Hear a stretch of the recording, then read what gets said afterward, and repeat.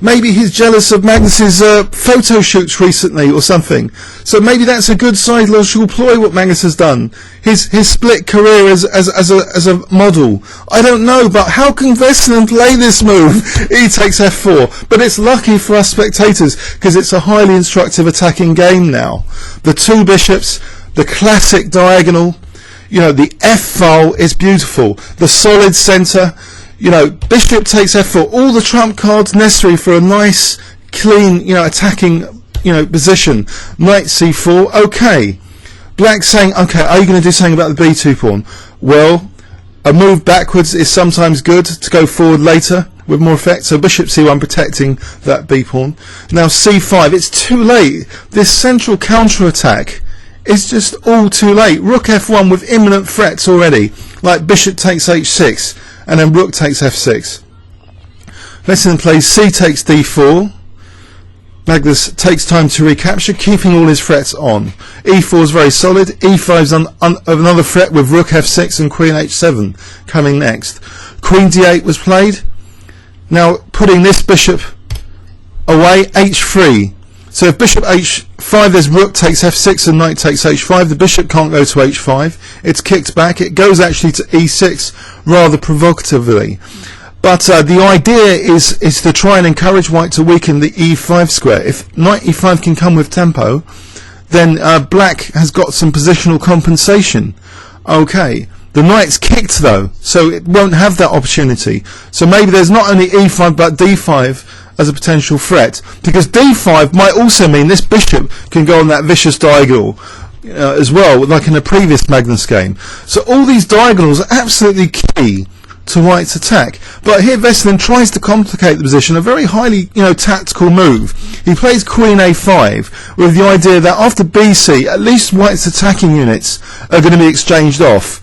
If we look at this position, you know, if white has to take time or exchange queens here, you know, because he doesn't want his queen on the e file, then that's a real big distraction and complicate the position for no really good reason. What Magnus plays, which makes this game a real classic, you know, example of attacking, is not getting involved in these complications. When you've got the advantage, why not just play more simply? You don't need to, like, you know, win by so much of a big margin. You can win more simply if you've got the winning advantage. You don't need further complications. So Magnus plays a very calm, steady move, just keeping all the threats going. He plays just king h2. So king h2. What is black doing here? Okay. He can't really retreat the knight. There's all these threats like bishop h6. The king's a bit safer there.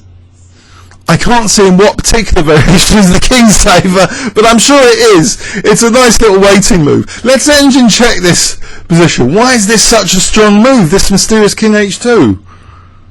I'm sticking the engine on. Okay. King h2 is arrived at as well as an engine conclusion for one of the strongest moves. Rook d1 as well. Bishop h6 reasonably strong, but eventually, at a certain depth, mysteriously the engine also arrives at king h2. So why would that be? I mean, let's examine king h2. I don't know. It's a mystery. It's a mystery. But b takes c4 here. Apparently, you know, it gives black some counterplay. This is the line. So say queen e3 instead of queen d2. Then bishop takes f1, and now b4, and black is generating some counterplay on the queen side, and white centre's a bit loose. So this would be a bit of a nightmare compared to the other position. Have a look at this. This would be what Topalov wanted, some counterplay, where the queen is really annoying on that queen side. And although there's a battery here, it's really harmless compared to the game continuation. Get something like this. Look at this. This is a harmless variation compared to the game. Look, the bishop's stuck behind that b pawn as well. So this is not that good. Okay, so king h2 keeps all of white's trump cards and forces a retreat from Veselin. He plays knight h7. And now we see e5. Okay, a very clear threat. Queen takes h7. So black defends that threat with g6. Okay. And now, again, instead of entering these complications with bc, Magnus plays a magnificent move, actually, offering his queen for several pieces. A beautifully calculated shot, which takes this game to the level of sublime, simplicity for the viewer, just to play through this game and wonder, wow, black's position collapsed really easily, but it wasn't. Without this precisely calculated move, this masterpiece could have been completely destroyed, like in the variation we just showed. This move was d5. So Magnus is inviting knight takes e5 with tempo attacking his queen. He's inviting it. After knight takes e5, he doesn't move his queen. He plays d takes e6, and then Veselin resigns. Why did Veselin resign, you might wonder? Have a look at this variation. Knight takes d3, e takes f7 check.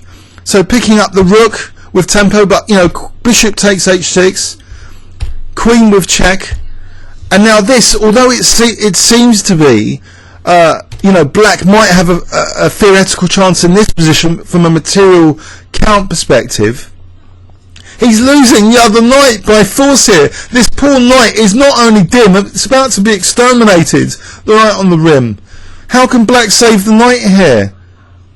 There's no way. The knight can't go to f8, it's under fire. Bishop g6 is an imminent threat. This b pawn is stopping the queen from doing anything useful. The king's nice and tightly, secure there. So maybe that was one of the points behind king h2.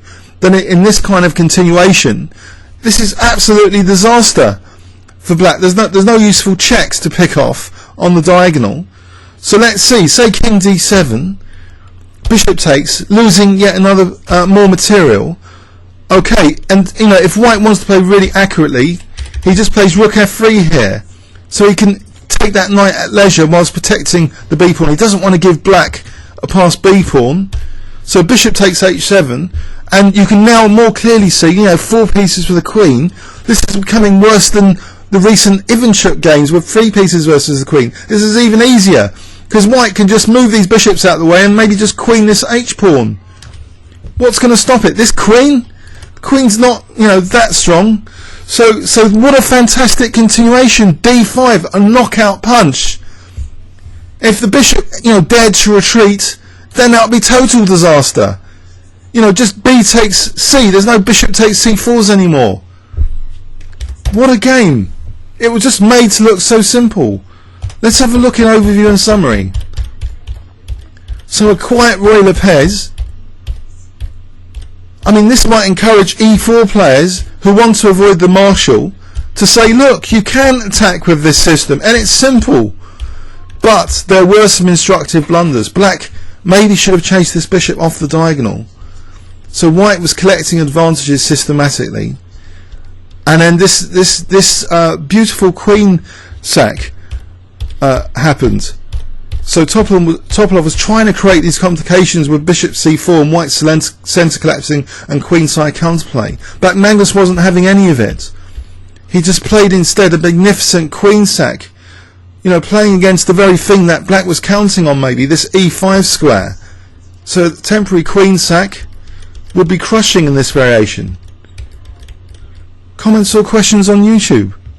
Thanks very much.